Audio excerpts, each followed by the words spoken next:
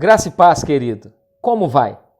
Espero que você, sua família estejam muito bem. Quero chegar até você lendo o Salmo de número 11. Este salmo escrito por Davi em um momento da sua vida crucial, onde ele estava sendo perseguido por um homem chamado Saul. A perseguição ainda não estava manifesta, mas algumas pessoas já diziam a Davi: Davi, Saul não te quer bem. Davi, Saul está à sua espreita. Ele está buscando oportunidade para te pegar. E isto levou Davi a escrever este salmo, iniciando no verso 1 assim: No Senhor eu ponho o meu refúgio. Como dizeis, pois, a minha alma, foge, foge como um pássaro para o teu monte? Quando olho Davi fazendo esta interrogação ao seu próprio coração e as propostas que chegavam a ele, quando eu olho para essa escrita e ele dizendo: vocês chegam a mim com essa proposta de fuga, mas não é momento de fugir, é momento de encarar, é momento de olhar diante dessa situação que eu enfrento e eu entender que é um processo de Deus ao qual eu tenho que enfrentar, não é fugir a solução. Como nós somos às vezes influenciados pelo nosso momento, pela crise, pela situação exterior, pela situação que chega até nós, pelas notícias, pelos amigos, pelos irmãos. Somos gente, somos humanos. Mas Davi, ele diz que no Senhor eu coloco o meu refúgio. Ele diz que vocês estão chegando a mim com a proposta para mim fugir como um passarinho para a montanha, mas eu não vou fazer isso. E ele sabia, um homem que lidava com desertos, ambientes hostis, conhecia muito bem o território onde ele pastoreava as ovelhas. Ele sabia o que era observar pássaros que se encontravam em árvores bonitas e frondosas, pássaros que encontravam refúgio em uma montanha. E agora ele entendia que era essa a proposta para ele. Vocês chegam para mim dizendo: foge, Davi, como um pássaro para a montanha. Eu digo a você uma primeira verdade: não é tempo de fugir. Existe na Escritura situações onde nós devemos fugir. Fuja, por exemplo, da aparência do mal. Fuja das más conversações. Fuja das alianças erradas. Fuja da prostituição. Fuja da idolatria. A Bíblia diz isso para nós em diversos dos seus livros. Mas aqui no texto em tela, ou que temos diante de nós, foge como pássaro por teu monte? Não, diz Davi, não é tempo de fugir. E quando ele olhou isso, recebeu esta palavra dos amigos, que era tempo de fugir, ele logo observa no verso 2 a impiedade. Impiedade essa que ele diz: os ímpios armam o arco, os ímpios têm flechas na corda, os ímpios nas escondidas disparam contra os de reto coração.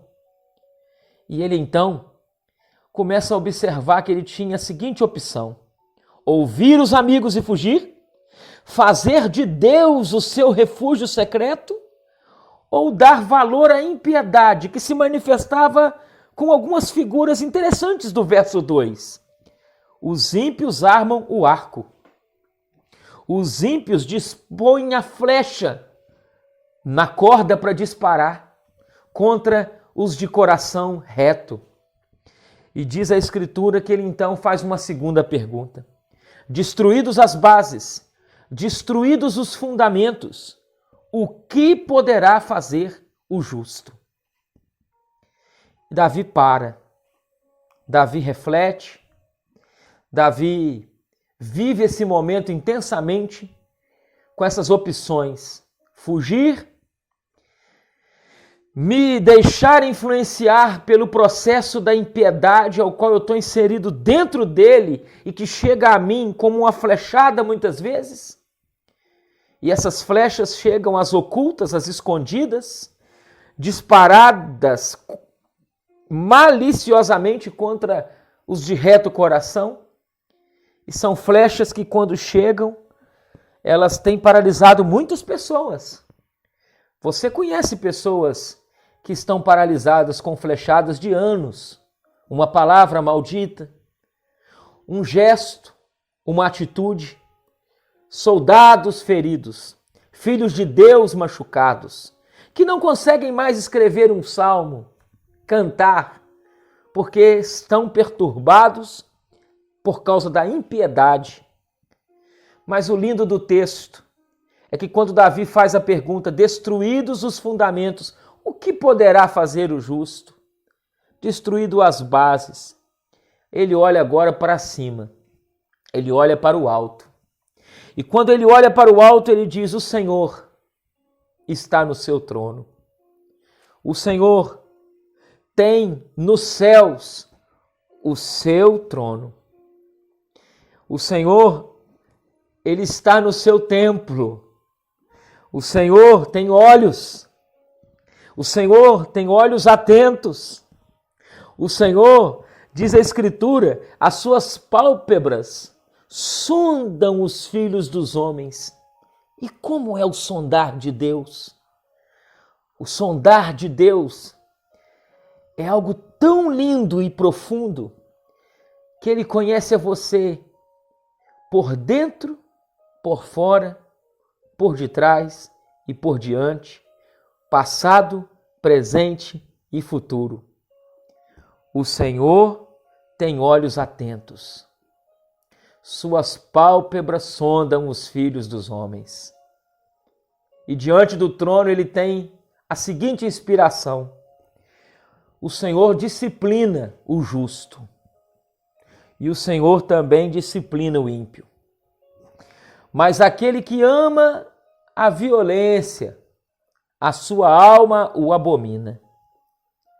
E ele termina dizendo, do verso 6 a 7, de um processo de juízo.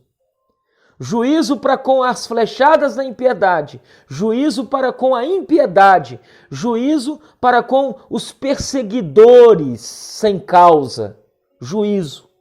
Deus advoga a nossa causa, é o que Davi está dizendo. Deus tem advogado a minha causa. Quando ele está diante daquele trono, ele então entende isso e diz a Escritura que ele escreve que Deus fará chover. Que figura de linguagem! Sobre os perversos. Brasas de fogo e de enxofre, e vento abrasador será a parte do seu cálice. Porque o Senhor é justo, porque Ele ama a justiça e os retos vão lhe contemplar a face. Ele foi então consolado pelo Deus eterno, o seu bom pastor. O bom pastor o consolou e alinhou o coração dele à paz. Alinhou o espírito dele à segurança, à proteção. E diz a Escritura que ele disse: o Senhor é justo, o Senhor ama a justiça. Os retos vão contemplar a face desse Senhor um dia. Eu deixo para você nessa devocional 3 singelas verdades. A primeira delas: não é tempo de fugir. É tempo de você olhar com fé e com a mente de Cristo toda a situação que temos enfrentado, sabendo, como eu tenho já repetido algumas vezes, que o pior vírus não é o corona, o pior vírus chama-se pecado. E o pecado não vai ser de alguma forma extirpado do coração do homem em Adão jamais. Mas em Cristo, a escravidão do pecado, ela encontra a libertação para o Filho de Deus. Guarde isso e comece a sua vida dizendo: Senhor, eu preciso muito fazer desse salmo o meu salmo. No Senhor eu ponho o meu refúgio. A penúltima verdade que este salmo me mostra é que quem sabe você está sofrendo ou conhece alguém que sofre com flechadas da impiedade.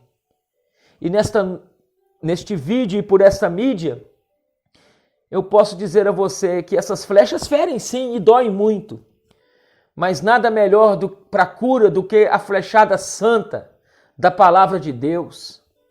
Essa palavra que é como João 3,8 nos diz: o vento sopra onde quer, ouves a sua voz, não sabe da onde vem, nem para onde vai. Assim é tudo o que é nascido do Espírito. Ele é como o vento.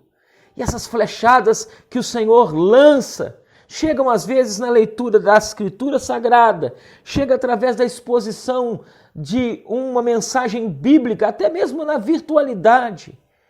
Chega através de um conselho, de um abraço. E o Senhor tem as suas flechas santas que nós entendemos como uma graça irresistível. E o último presente que eu entendo nessa devocional para o nosso coração é que haverá o dia, e esse dia vai chegar, em que estaremos contemplando a face do nosso Senhor. E esse contemplar a face é para os filhos de Deus.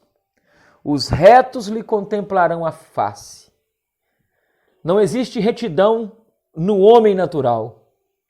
A retidão que reside em você, em mim, nos cristãos, é fruto dos méritos de Jesus, nosso Salvador e Senhor.